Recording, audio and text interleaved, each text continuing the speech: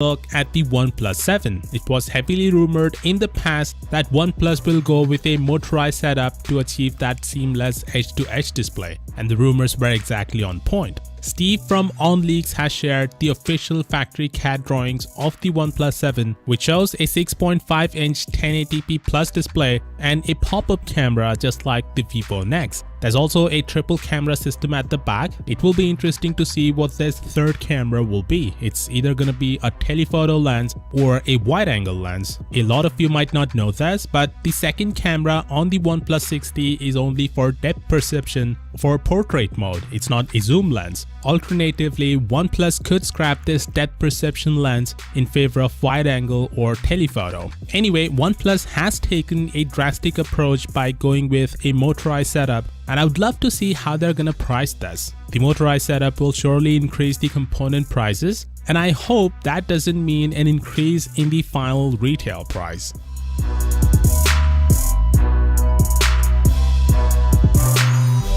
If you're holding out for wireless charging on OnePlus 7, think again. OnePlus's CEO spoke to CNET and confirmed that the OnePlus 7 won't have wireless charging feature. He said that OnePlus won't include the wireless charging unless they can make it as fast as wired charging. He thinks their warp charge is fast enough, so they don't need wireless charging on their devices. Look, I can totally understand his point, but come on, you can have wired charging and wireless charging at the same time, just like every other flagships out there, and still continue working on improving the speed of the wireless charger. Having the ability to charge your device wirelessly is a convenience and a standard feature in all of the flagships. It's a deal breaker to a lot of people. I charge my device wirelessly over 90% of the time, and I've gotten so used to it that I wouldn't get a flagship that doesn't have this feature. I'm sure a lot of you feel the same way. It's just weird that OnePlus calls their devices as premium but doesn't include basic flagship features like water resistance, a Quad HD Plus display, and wireless charging. So I think OnePlus needs to reconsider their strategy, considering their prices have been going up lately to the flagship territory.